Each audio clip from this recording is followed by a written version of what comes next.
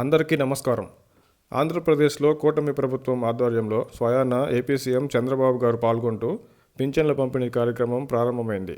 గతంలో వాలంటీర్ల ద్వారా పింఛన్ల పంపిణీ చేసిన వైసీపీ ప్రభుత్వం ఇప్పుడు వాలంటీర్లు లేకుండానే సచివాలయ సిబ్బంది ద్వారా టీడీపీ ప్రభుత్వం పింఛన్ల పంపిణీ నిర్వహిస్తుంది.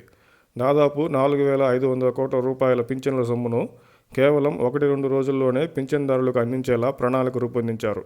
సచివాలయ సిబ్బంది ద్వారా పింఛన్ల పంపిణీ విజయవంతం అయితే ఇక వాలంటీర్ల అవసరం ఉండబోదనే చెప్పాలి. ఎన్నికల ప్రచారంలో వాలంటీర్లను కొనసాగిస్తామంటూ, వారికి 10,000 జీతం ఇస్తామంటూ చంద్రబాబు గారు ఇచ్చిన వాగ్దానాలకు మంగళం పాడినట్టే అనుకోవచ్చు. సచివాలయం సిబ్బంది పింఛన్ల పంపిణీ చేస్తున్నప్పుడు కేవలం పింఛన్ల పంపిణీకి వాలంటీర్ల అవసరం ఏమాత్రం లేదు కదా.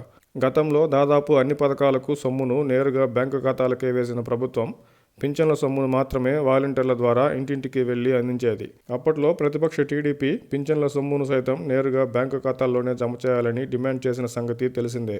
టీడీపీ అధికారంలోకి వచ్చాక పింఛన్ల పంపిణీలో సచివాలయ సిబ్బందిని ఉపయోగించుకోవడం, పింఛన్ల సొమ్ము పెంపు వంటి అంశాలపై నిర్ణయం తీసుకున్న పింఛన్ల పంపిణీ విషయంలో మాత్రం వైసీపీ బాటలోనే ఇంటింటికి వెళ్లి అందిస్తుంది.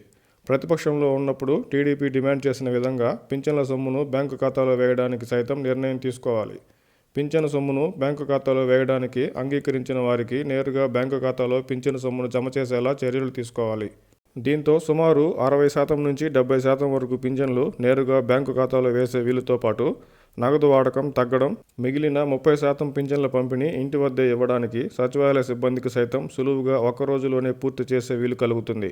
కాబట్టి ప్రతిపక్షంలో ఉన్నప్పుడు టీడీపీ డిమాండ్ చేసిన విధంగానే చంద్రబాబు గారు పింఛన్లు సైతం నేరుగా బ్యాంకు ఖాతాలలో వేసేందుకు నిర్ణయం తీసుకుంటే బాగుంటుంది.